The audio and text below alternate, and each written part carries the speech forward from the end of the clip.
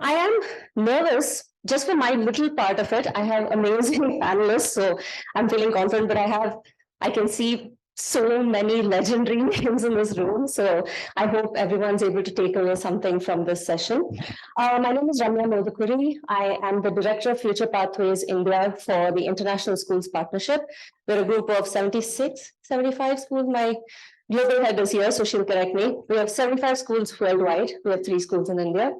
With me, I have today my amazing panelists, but before I have them introduce themselves, we just want to get a sense of who's joining us. So, how many school principals here? Can I get a show of hands, please? Okay. And how many counselors? The rest of everyone's counselor. Okay. How many counselors who are managing teams of less than 5? Okay. And then teams of more than 5. Okay. Anyone with teams of more than 20? Okay. Okay, this went away. All right, so the session topic is growing and managing counseling teams. It was selfishly motivated because I'm just starting to do some of that and I was absolutely clueless.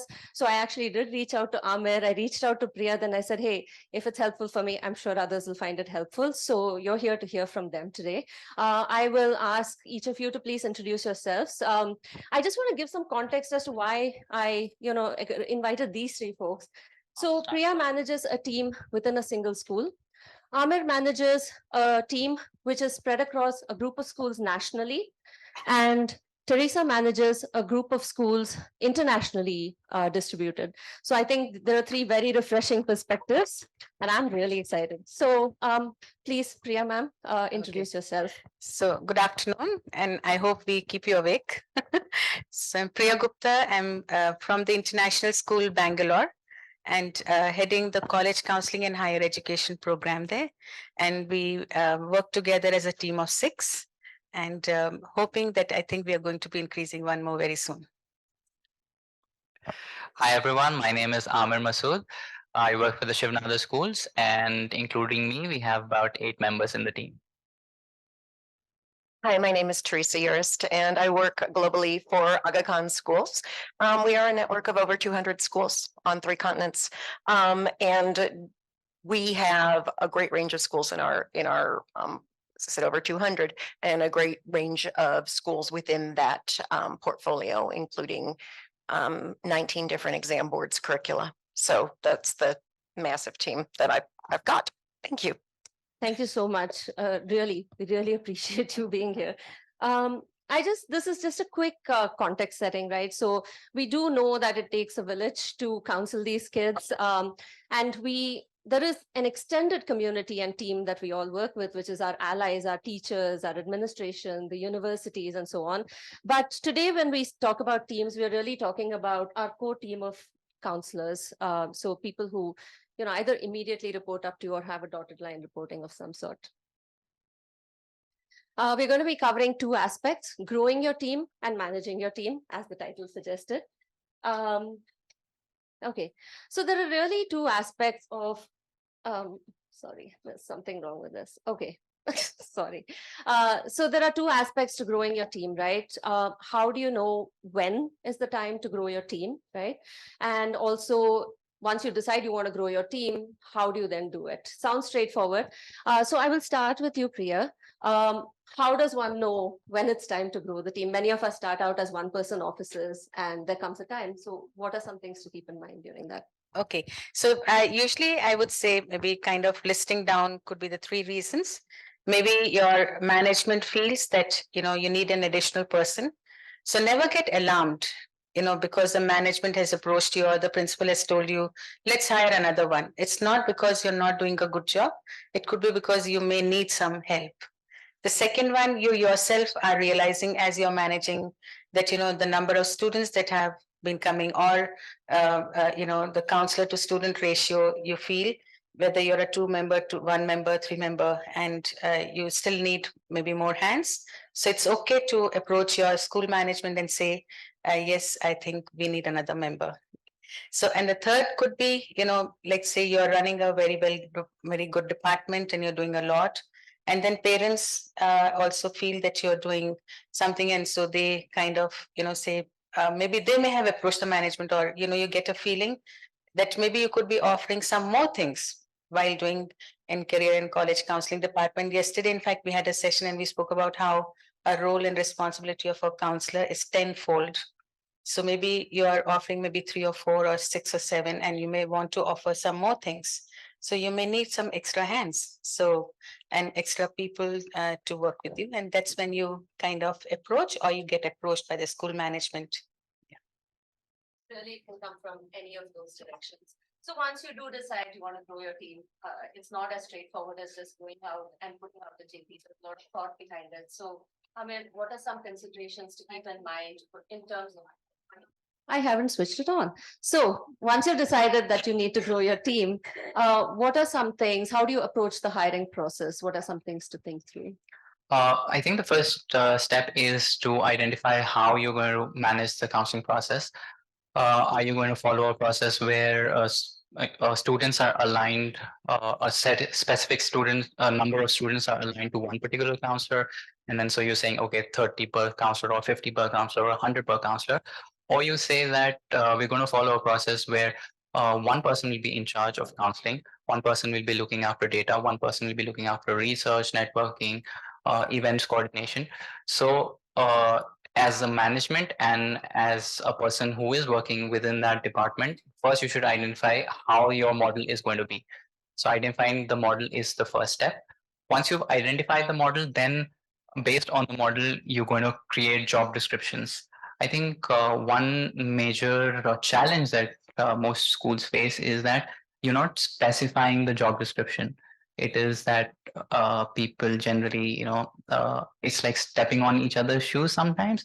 So if you have got a defined role over there, yes, which can be, which doesn't have to be, set in stone. It can always evolve. It can always, adapt with change.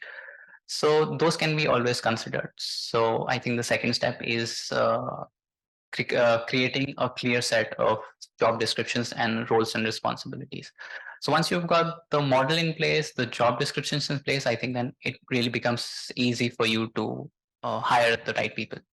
And it's fair to the person you're hiring as well, because they know what they're getting into rather than saying, this is not what I signed up for. Sorry.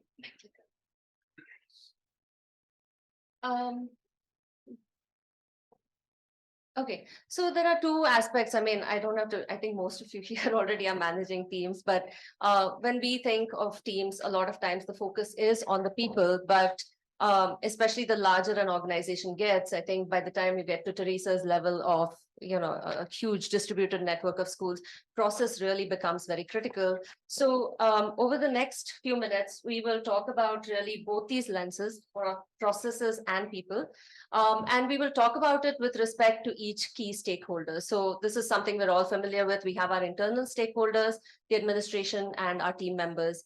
We have the external stakeholders who are our students, parents, and universities and other partners. So let's go just one by one.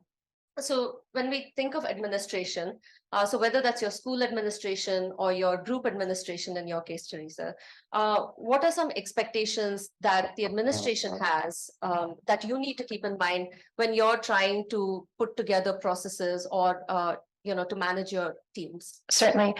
One of the things that we are tasked with, and it's very mission critical for us, is the collection of consistent data across schools, across countries, across curricula. And how do you do that? How do you train people to do that? How do you create a system by which you can then do analysis? So for example, I will get all different, we answer to a board, and I will get all different kinds of data requests. What percentage of female students in our South Asian schools pursued STEM subjects for the past 3 years? And I'm usually given very little time frame on how to produce that. And so the way in which I've managed the data is, to create a template. And the template is one of these things where it's quite granular, and training individual counselors on the completion of this data tool is absolutely critical. The first year I tried to do it, I made a lot of errors. I let people fill in fields rather than, I had to standardize everything with drop-down menus, because otherwise it's going to be a mess in terms of trying to slice and dice data. When we collect data to report out where I don't know if that's working or not, where the destinations and scholarships are of the students that have graduated from us. There are so many different challenges to that, to gathering the data. There may be, there's a Carleton College in the US and there's a Carleton University in Canada. And sometimes a counselor, when you get to granularly indicate that, they just write Carleton. So it requires a tremendous amount of data cleaning, data this, data that, data the other. What you can do, though, in terms of dealing with that and having created that system, it enables me, our administration, our board, all of the different people that, it enables us to see very interesting trends in what's going on in higher education, from where students are choosing to access higher education to courses of study. Are we seeing more students pursuing particular courses of study? But the first step on that was the standardization of the data. I think there's other things that deal with administration as well. I would love to say that every single one of our schools has the same budget for all aspects of uni counseling, whether it's professional development, whether it is, programmatic things like printing of school profiles. No, budgets are handled generally within countries, and that can create challenges as well. When you see that, I want, for some of our profile schools. So for example, our cohort of international baccalaureate schools, I want our counselors to be able to access PD that's relevant. Things like IC3, things like IACAC, I want them to be able to, when there are opportunities to visit unis far and wide, I want them to go. But it can be very, very challenging, when some of the budgetary constraints are handled more locally. So that's something I've had to navigate a lot, trying to do that, trying to deal with making that equitable and creating consistent professional development for our schools, that sit within a particular, for me, it's like, okay, I sort of batch my schools by curriculum and where they tend to gravitate towards uni, like sort of, for example, my IB profile schools, those kids are looking all over globally. Some of our other local curriculum schools, those kids are staying more local. So, and also sort of scaffolding those opportunities and those, with the administration around what makes the most sense. So hopefully that gives a little bit of an overview of some of the different moving parts and balls in the air that we have going and how to get a handle on it. I'm glad you brought up professional development. I think that segues nicely to my next question. Our next set of stakeholders are team members, which really is, the core of this discussion, I think. So one of the things is, and we would have seen this even within a single school context, that once you hire a couple of counselors and, especially if they're a little bit more junior, parents always insist on meeting with the senior person rather than the junior person. And so, Priya, I will address this to you because I know you've done some amazing work around this. How do you ensure that all your team members are empowered, and also that parents and students treat them, they don't try to distinguish this thing that, oh, give me Miss Priya Gupta and not, somebody else on her team? Yeah. So I pride myself in saying that, none of the parents until now have ever said, we would like to meet Miss Priya Gupta. The reason because each and every counselor is empowered. So how do we achieve this is we have, let's say, like how Ramya said, that, we have some new team members joining us. So we have this induction plan well in place, which is a well-developed plan, which we are inducting the counselor behind the scenes. But at the same time, the parent meetings also have to happen. So how do we achieve that? So what I say is when we have parent meetings, so they would schedule the meeting and say, we would like to meet you and discuss the college applications. At the time that, because I would be knowing the background of the parent, would have kind of, this is, I'm just giving you some tips, is that I would have, told the counselor as to these are the questions that I'll be asking you. These are the answers that you would be saying. This is the first meeting that would be. So for example, I'm discussing a list of a particular country and another a list of countries would be, said, universities would be said by the person concerned, or let's say we are talking of certain aspects of areas of personal growth, so would have guided the counselor what to speak. So when we are having a meeting, we are having a kind of a, parallel conversation. So I'll say, okay, Rashmi, would you like to elaborate on this? I will elaborate on something, give a heads up. So the counselor, the parent and the child never feels that the counselor sitting next to me is new. So that is one thing we need to do, is to empower, and also, make the parent feel, yes, we are in trusted hands. Amir, I know you also, would you like to add on to that some points? I think one is the communication part of it. So it's always that we are doing this, we are in this together. So the communication part has to be the we part of it. Then whenever you're doing a counseling session, if someone says that, we'd like to meet with you, always involve the team member as well. It's not that you go ahead and do it alone. One always there's a different perspective that also comes out from it, so there is an advantage. And always in the follow-up can easily happen, so everyone's aware of what's happening with the student, the people who are involved with that particular case, so they know what is happening with that particular student, so the conversation is not happening in isolations. One thing that I would like to say is that the management also needs to understand this, that when you are doing reviews, don't do it don't do a review where you are saying that, okay, this campus versus this campus. That brings in a sense of competition. So if we can just, whenever we look, of course it is difficult to have individual reviews, but somehow when you do that, you also putting this versus this, and you are bringing in that competition over there. So I think something that we were discussing this morning, that in school groups, or when you're working across schools, especially, or even within a single team, the sharing of best practices is a balance you have to strike without making explicit comparisons, right? So we are here to say, okay, school X or person X is doing this amazing thing, which we would ideally like to see more of being done across the team or across the other schools, but without making the other schools say, okay, that comparison is I think it's a fine line to walk.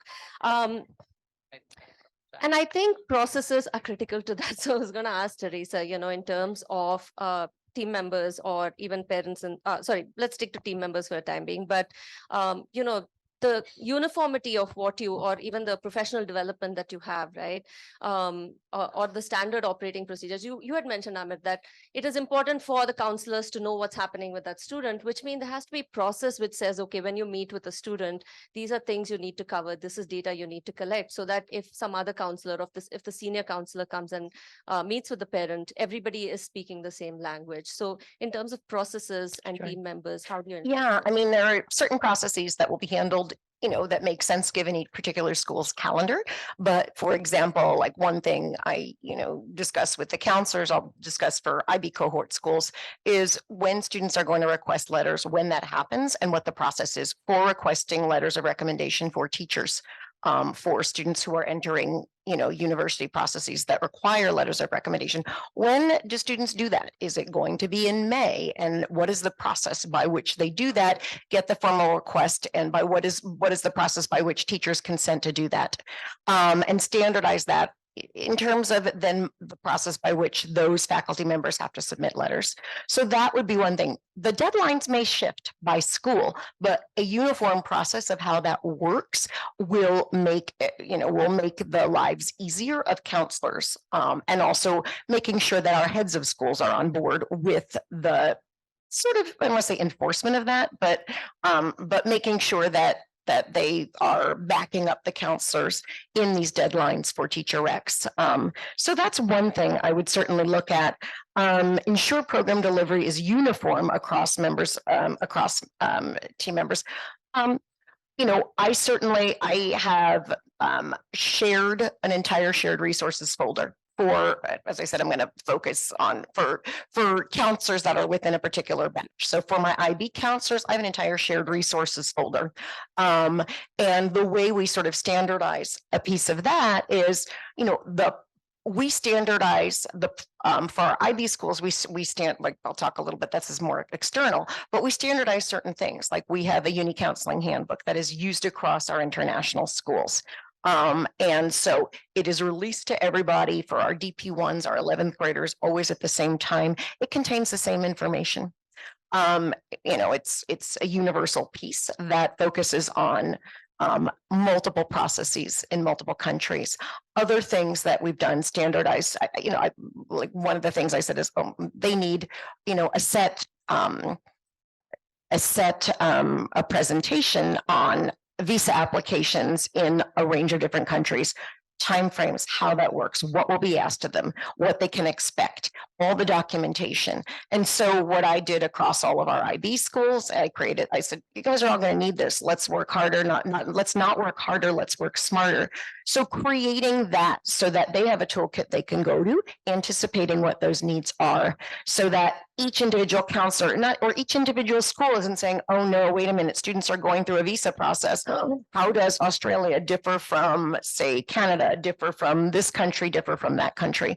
So my job is to try to think about what those needs are going to be, what the universal needs are going to be, what the processes are going to be. One other thing that I have found just absolutely mission critical. I talked a little bit about data collection, and we all know that our graduating class towards the end of their graduation can get very slippery. And how on earth do you collect data? Because we don't just collect data on where students are going. We collect data on how much scholarship they were offered, even if they're not using it, and how much scholarship they're going to use up.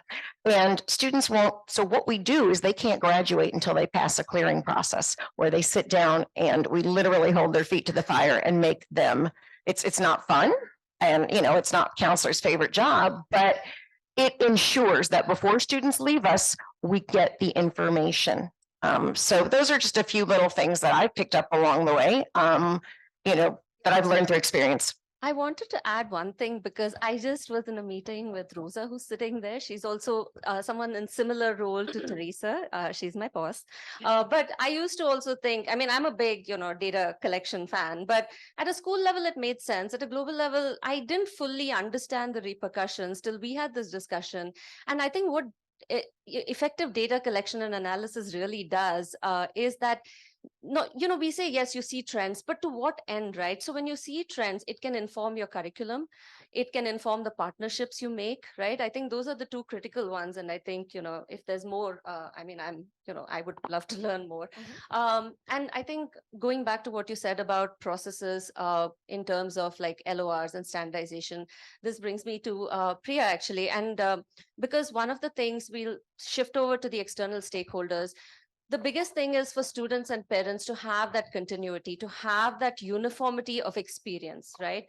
Because otherwise, we all bring our own personalities into counseling. There's no denying that every team member will have a slightly different way of approaching. But I think it is essential for both the student and parent experience that they experience that uniformity in quality, maybe not so much the method, so on, and also continuity in case one of your counselors leaves. So Priya, how do you ensure that that happens among your team members? So managing? Yeah, okay. So that's a big, area that everyone speaks about as to now you've set your processes and like how we say in our team, let the machine be well oiled and now we can be innovative and creative.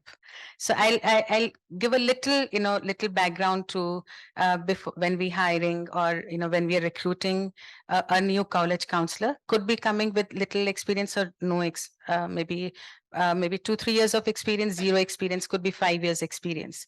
So like how Amir said, JD shared, so expectations are drawn as to this is where you're going to be, working towards, and also bringing in some new ideas and new things into your job role. Now coming back to, so what is my main responsibility is to make each and every counselor be happy, feel safe and feel empowered. And I'm telling you, like, if you do this, you have a happy department. If you have a happy department, you have happy children. I know I'm sounding like Sadhguru, but I think this is a mantra that we follow. So it works. And so there are some key points that I would like to share as to how we have achieved. And it is really because when parents come to us, they say, like Dr. Caroline, whenever she has these student recruitment sessions, she talks about two things, academic rigor and college counseling department. And it means a lot to us because we kind of, thrive on certain points, and I'll share one by one. So one of them being important is like, first, like how I said, and I stand like a rock. So in front of the team. So wherever, and it's okay to make, because we are all humans in the end, and we do make mistakes. So I'll share an example or maybe a practice that we follow is the mornings meetings, which we have every day. Half an hour is devoted when we, begin the school, is devoted to a morning meeting, which is only two things, which is one, let's say every day we have a PD session. So I could be taking up a topic, maybe a counselor has read something and would be sharing something. Could be something small, maybe a topic or maybe something, maybe it could be a university, it could be something small, but that is what we bring in. And second is, what was my learning of the previous day? And that we follow as a golden rule. And what is that something I could have done better? So for example, could be like, when I interacted with that student, maybe I could have been more helpful, and it is okay. So what has happened in a period of time is that, counselors have become more open, and it's okay to make a mistake. And many a times I say, wish I had done this better. So what they are realizing that even I am open to mistakes. And most of the time, when I say, okay, fine, I have made this mistake, what do you think could be a solution? So they know that we are all together in it. So that is one golden rule that we have followed. Now I'll tell you another one. So second is remain accountable for all the debits and give credits to your team members. Very, very important. Is because, as I said, there are going to be mistakes, but never let your school leaders know who did it. So it has helped.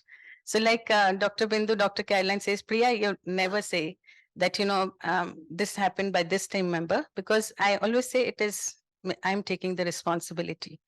So it happens, a parent may come to Dr. Caroline or Dr. Bindu and say something, this happened or whatever, which is rare or whatever. But then I say it is my responsibility. I should have taken care. So, but they never get to know who did it. Until now, no one knows. Then I'll just 1 second. Then now again, and I'm not being, let's say, for example, very sugary coaty, and it could also be like, another point is play to the interests and strengths and weaknesses of your team members. So for example, I'm just sharing a small example. The team member is not here right now because she had to move back home because of mother's illness. So this was around 3 years back, but I realized that team member maybe had some issue or whatever, because we all have also some certain personal baggages. So I realized that, over a period of time, that if she was appreciated early in the morning for something, her day was like, she was like a star the whole day. So I would go, I said, XX, the way you handled yesterday, this child was wonderful. And some team members, I realized, are okay. They are just, it's not that they're not being appreciated, they are being appreciated. It would be for something, but it is a different form of appreciation for that lady. So I realized that, the whole day she was very, very charged. And it was so great to see. And she was charging the entire department. It was like, one button. So this is another tip that I would like to share. Play to the interests and trends, and also that is not a weakness, it's just a requirement. So understand what makes a member of yours happy. Then another one is, these are all emotional points. Then another one is, let's say you may have an issue and something, something that has to be addressed with your school leaders, you have to do it. And it has to be brought to the notice. So bring it, but do not let the team member know that you have already spoken. And also when you're addressing, it's not for that person to leave the organization. You're only going as a reflection point as to how, which I have learned over the years is I have to reflect. Maybe I have not done something properly for that person to behave like that. So when I'm always reflective about my attitude, about my, the way I am behaving, then I'm always trying to understand the person, in front of me. So then I will go to the school leader and say, this is what has happened. What do you think I could have done better? And Dr. Kailan or Dr. Bindu always gives another perspective. And then I go back again, myself charged, and we try and make it okay. So what I'm saying is retention, none of, except that lady who had to leave because her mother was unwell. Until now, none of the department members have ever left our school. Yeah. Yeah. Then again, another one is, sorry, I'm sounding very good, but then it is not me. I think it is the environment that we create. And in the school itself, it's like this. Then we conduct timely reflection sessions. So just when we started, I'm giving lots of examples. So in the beginning of the year, we have this staff inset, and Dr. Bindu and Dr. Caroline, they hold these sessions, which is staff, and we do a lot of team building and collaboration and other exercises. And one session was reflection and open to, meaning what are the 2 things that you would like to improve in yourself? So this was for the leaders, for us. And when we came back the next day, so the first session that we held, the PD session was, what are the 2 areas that I would like to improve on myself? And I spoke about my 2 areas. And then we had a proper discussion as to, would you like to write? Promptly, the next morning, I had an email from each one of them as to what they would like to improve. So this is the openness and the reflection sessions that we keep holding. So what is happening? Because finally we are working for the children. We are working for, like how Mr. Ganesh, everyone has got the same objective in mind. All of us are here for the same objective. It's not for our gratification. The moment our thought is that we have to make not parents happy or children happy, but find themselves, automatically all these things happen. The last one, never have negative discussions or, discussions about this is the golden rule in our department. We never ever speak anything negative about parents, teachers, colleagues, meaning outside a department, or students. Never. We say, the moment we speak negatively, it brings negativity into the department. We are addressing issues. Let's say a child is not, let's say, performing or doing something. I think we need to look at this. So we have always rephrased our sentences and said, let's look at this. Can we do something to address this? But we'll never say this child is not doing. This child has not been coming to school. I think the child has been absent. Should we look into it? This is how we rephrase or, have a conversations. This is amazing. I think that really deserves a bit of a round of applause. We will share it as Priya's 6 golden rules. I think I noted 6. And there was a joke in there. I said, the next morning you got the feedback. In my case, it would have been feedback on what I should improve, not what they have to improve, I'm sure. And our last stakeholder is universities and partners, of course.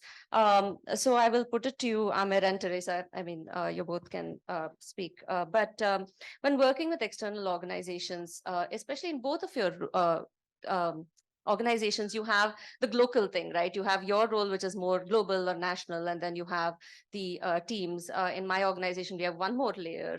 So how do you manage those things? What gets done at your level? What gets done in the schools? And some of it may seem obvious, but how do you make sure that the individual school counselors also feel empowered, that and have the visibility and the relationship with the with the universities and partners, while you also have the same relationships, but in a different in a different context, right? So how do you manage those partnerships? So I think in our case, it's fairly simple. Partnerships and tie-ups, collaborations happen at the central level. So it's across the campuses. So it's not that, it's happening at a campus level. that a partnership is happening at a campus level and the other campus not benefiting from it. So the partnerships, collaborations, tie-ups, they all happen at the central level. With respect to what's happening within the school, the counseling part of it, we have got a set curriculum. How that curriculum is being transacted, yes, that is that is at the school level. So that is dependent on how the department wants to conduct it. Similar things are happening, but the style would be a little different, and that is the individualistic style that gets added to it, and that will always be person dependent. When One thing that we always say that we are not Shivnada schools, we are Shivnada school, and we've just got these multiple campuses. So that is a language that we've spoken all along, and that's what every campus, the counselor or the department, everyone speaks of that. The we're Shivnada school, and we've got the campuses at Noida, Gurgaon, Faridabad, and now in Chennai. So that's how it works for us. Similarly, we handle like university partnerships, tie-ups at a central level. And that enables us when we do those, when we have those conversations to determine how to best go forward. So for example, we have one scholarship opportunity that is across all of our schools. We have a few other scholarship opportunities that are simply for students who are completing IB curriculum. And having those conversations at a central level enables us to see what the scope is, to determine what is the best fit for that opportunity. Other things that we do sort of across our network, for our international focused schools, we centralize and we have a comms department that creates a school profile so that we have similar styles, so that we have a similarity of look, so that it is distinctly us. And so that, I think it actually makes things a little more straightforward for our counselors, because as long as we have the data, we're good. We can take it to our comms department. They produce the profile and it's done and it looks nice. And that enables me, when I go and speak to a university, I can say, here are our profiles of all of our IB schools. Boom. And I give them a folder and I'll say, you'll see who we are, what we do, all of that. So it allows for consistent messaging. With that said, sometimes, we certainly have uni reps that travel around to different schools. And so what we will do is encourage uni reps to visit, multiple campuses, all of that. That's pretty much how we handle that piece of the puzzle, mostly centralized. It's there, and we have multiple opportunities so that our students can benefit. And I think that our university partners appreciate that, the access to a wider sort of portfolio of students with a wider portfolio of experiences if they're going to select for a scholarship or something like that. Makes sense. I think to Amir and Priya, right?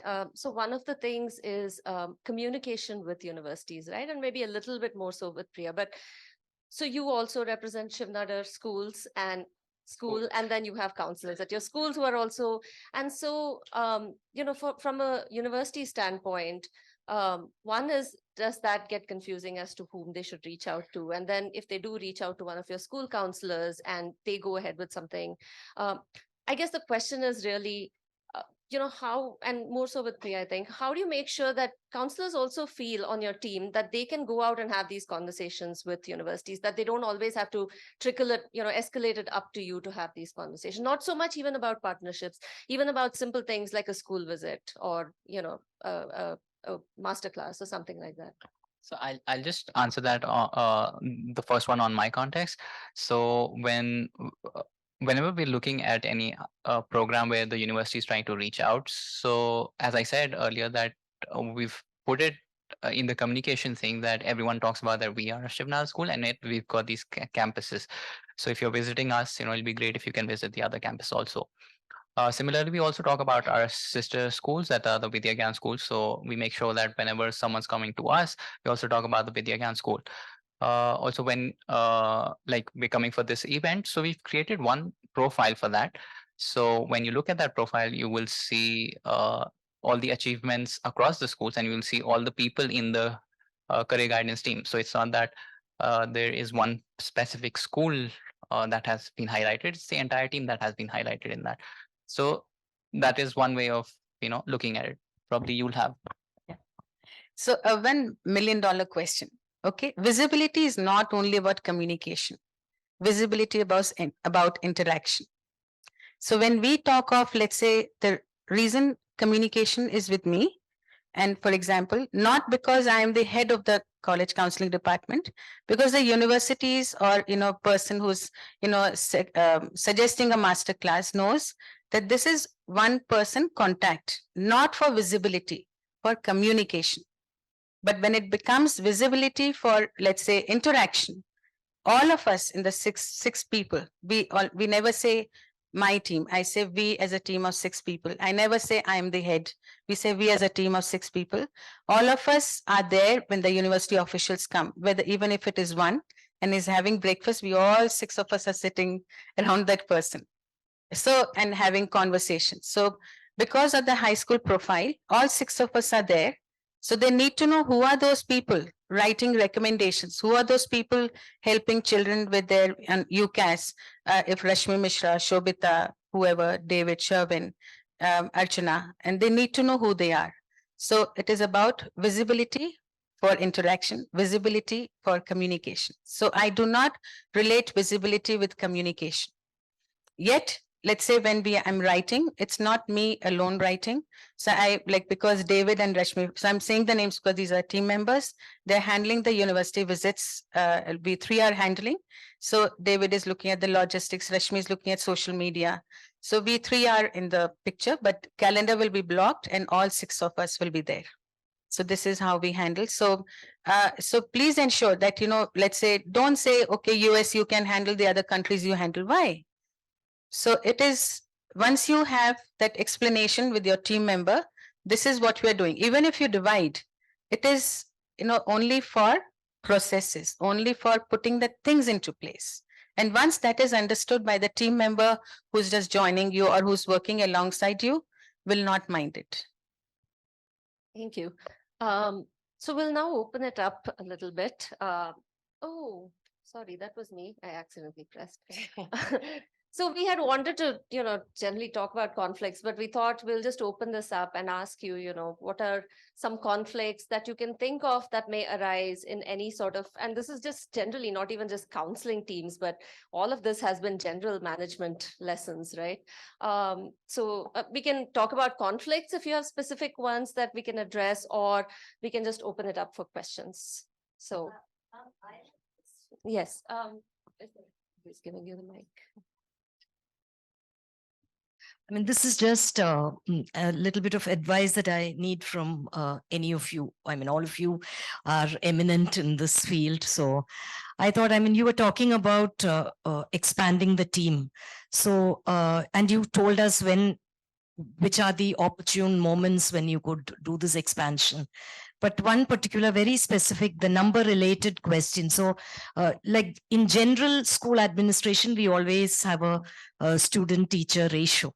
So what, according to all of you, would be an ideal number which one counselor can handle very sensibly and, without losing her own sanity or her own, this thing. I mean, sanity in the sense, I don't talk about psychological counseling alone, but generally when you have a lot of children, it's not easy. So, I mean, you had also said that all of you share the work in the sense somebody takes care of the actual counseling and somebody does the data collection and all that. But what would be an ideal number? Because we are all new to this career counseling in schools. So what would be an ideal number which a counselor, that could also be a deciding factor for us as to when we need to keep expanding the team. The more number of children we have, then that brings about the necessity to have one more person into the team. So can you give me some guidance on that? So I'll just answer that in a mathematical formula. One, you see that how many number of hours you're working in a day. So if you're working 8 hours in a day, how much do you dedicate for pure counseling purpose? So I would keep that ratio as 70-30. So 70%, because that's your major role. So 70% of the time you're counseling and 30% of the time you're doing for the other stuff. Of course, it can vary school to school, but typically I would keep that 70-30. Then you look at your curriculum, how your curriculum is defined, and how much interactions you want to keep in a year. So if you're looking at grade 12 and you're thinking that, per child, I will keep about 12 interactions in a year for one child, right? So you do the math on those bases. And then for grade 11, how many interactions you would keep for grade 10 you're going to keep. So you will get to the mathematical formula of it. So that's my way of doing it. I also want to add, ma'am, here that it also depends on what you want to offer, right? The level of support you want to offer. Because in my previous school, we were a growing school. When we started, I only had 13 kids in my graduating class. So we worked on every aspect with every child. And as we grew, it was a conversation we had with the principal that, okay, what do you really want? Because it's not sustainable once that number gets to 40 or 75 or 120, which is what we will soon have. And the administration was very clear. They said, no, we want to continue this level of support, which is why we then hired a counselor, even though the ratio was, far lower than what it is in most schools. So I think it is a conversation that is driven by the philosophy of the school as well. Sorry. I have a question. Ramya here. Oh, yes, sorry. Yeah. I want to know, is there a formula with which we can arrive at the right predicted score for a child?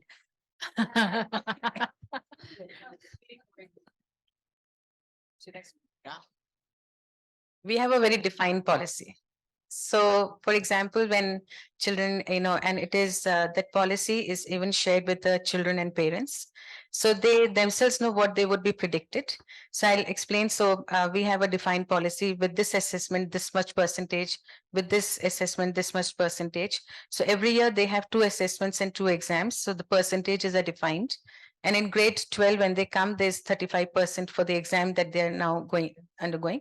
Yeah, the term 1. And then they have the predicted grades awarded to them with little bit of teacher discretion.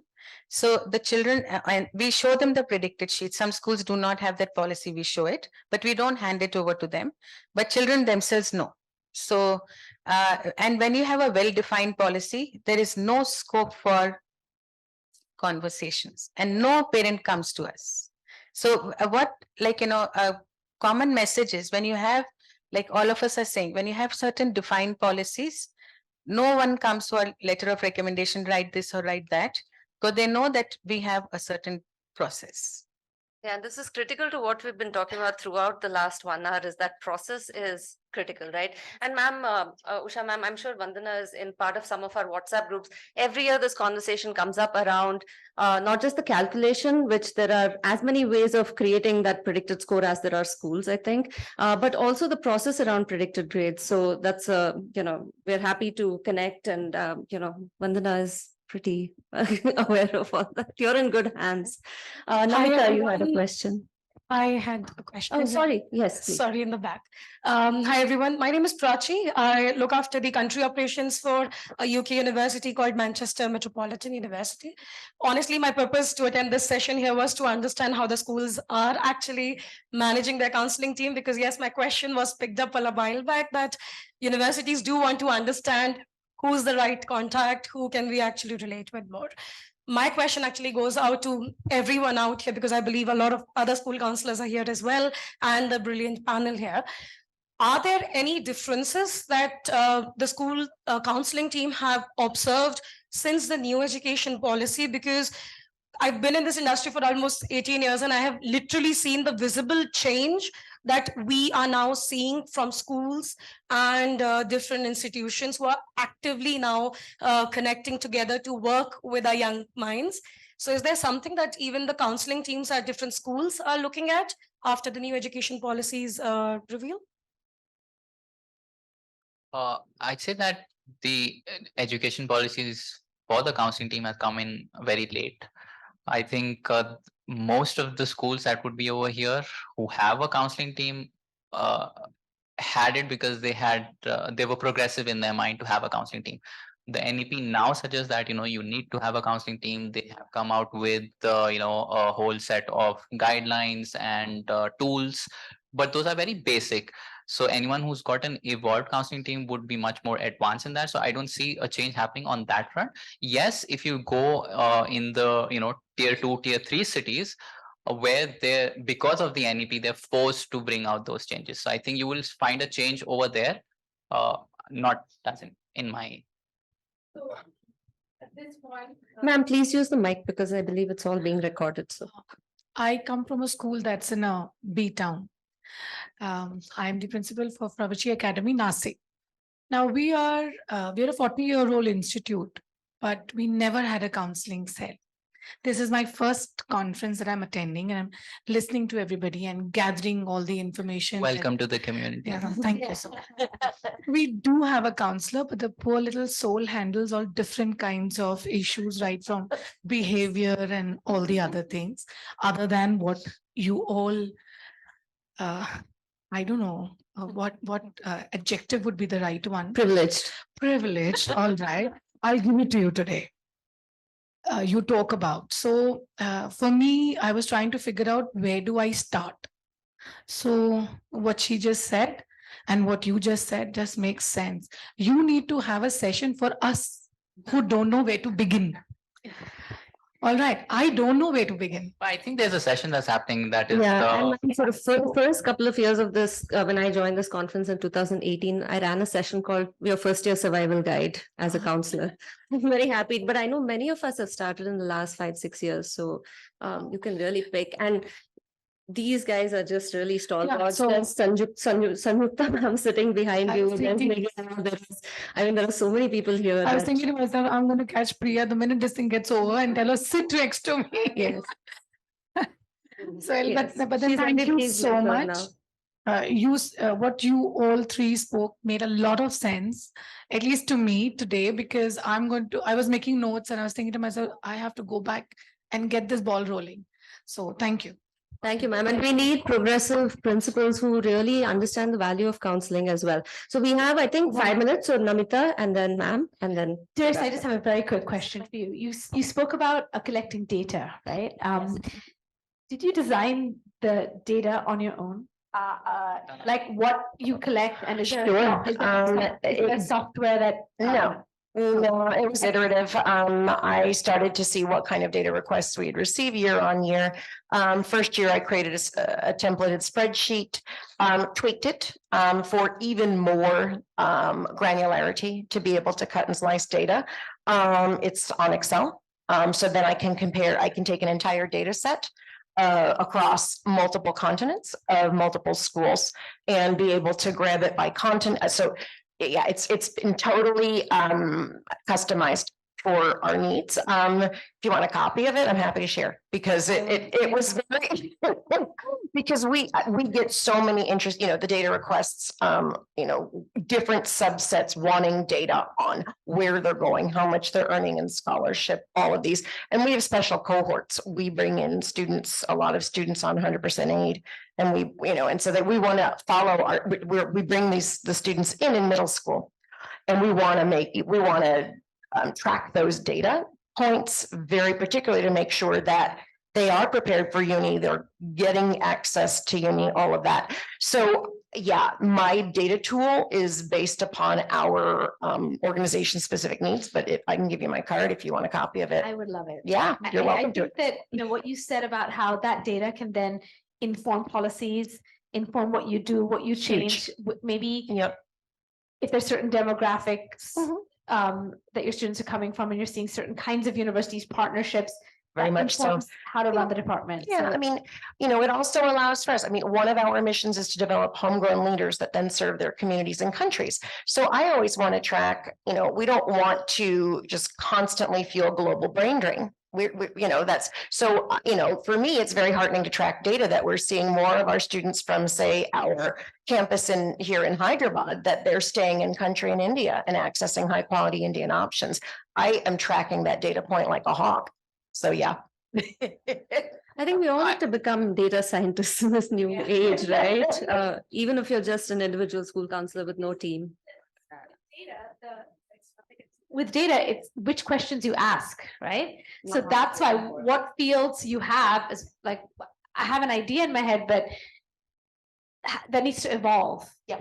And you might be at like exactly this data point that you said right now about how many kids in Hyderabad are staying in country versus going abroad, which informs even recruitment or what kind of students you're going to take into your school, which I would have never thought about had you not said it. Oh, yeah. I just want to add one thing here, that all of this is iterative, right? I think when we talk about any process, because even to Usha ma'am's point earlier about predicted grades, every year we do an analysis saying, what did we predict, what actually came out, what was our under prediction rate, over prediction by subject, by teacher, and then we share those trends. It helps, right?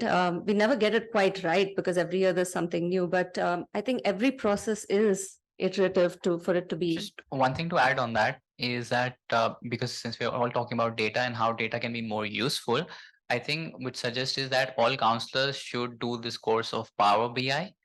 That'll be really beneficial. So if you use Power BI, it's a very powerful tool and it will give you live data. It gives you drill down data. So with Excel you can only do is that you see the data what you've put in, but drill down gives you access to inner how you've arrived to that particular conclusion or something like that. So that's a really powerful Session coming your way courtesy of Amir. Power BI. I believe it's Microsoft, right? Yes. So. And our last question. So I'm Alpa Kotaria, founder director of Vapi Public School. I think she has stolen my question. But then adding on to that, I had a question to Priya ma'am, that how you design the data collection, because we are also one school and we have a career guidance counseling cell, but we are struggling to collect the data and to analyze it. So I want little tips on that. Thank So you. we have all, in-house, we've corrected, meaning started making reports, but now that Amir said we'll try and figure that tool out as well. But then we do a proper analysis, which begins not, and so we have, got some of these Excel spreadsheets. So I'll just share one, format kinds, and it has really helped us. So what we do is the moment a child comes into grade 9, so you have 2 exams and grade 10 2 exams. So we keep entering their name and then their, their marks and the subjects that are in. And then when they come to grade 11, so most of the children stay back, let's say 90%, then we have some more students who join us. So again, from the previous school data, we enter it. So it is like a continuous. And so we are also seeing trends and, what subjects they had in 9th, 10th, what grades they got in 9th, 10th, meaning 10th board exam, then what they secured in grade 11, what were they predicted, and like how Ramya said, that analysis as to did they meet the predicted grades, did they meet the offer, what scholarship. So we have figured out number of trends, and this exercise does not begin in grade 12 when they're applying. It begins, so already the children who are going to be in 2024 applying, we started the work in 2020. So it's already begun 4 years back. So from the time that I joined, so it's like the previous school also used to do that. So it's already an ongoing. So let's say there are 2 counselors who are working on this. So next year there are 2 counselors who are working on this. So it's like on a rotation. So every counselor is learning this analysis of data. And we have been able to refer to the school management, this kind of combination works, this subject can be introduced, this rigor has to be there, maybe this needs to be made. So we have, constant conversations with the school leaders, with the academic team, and are able to make a joint effort in bringing things together. Okay, so this is only on the basis of the percentage and grades, or it is on the basis of the skills and the aptitude too? Yes, Like so that yes, also you so must be that collecting. again, subject guidance and constant. So we believe in advising and mentoring, but it should always be done with monitoring. So it is not that you just advise, mentor, leave the child. No, monitor. So as you're doing this, and so your analysis, your reports come out better. Sorry, we're on time. I'm sorry. You can stay back to ask the question. We have to end on time. That's IC3 policy. I want you guys to give a big round of applause to my lovely panel here. We have some takeaways on the stage, on the screen if you want. But basically, it was speaking the same language, data is queen, and be a leader to your people. Those were my takeaways. So thank you, everyone.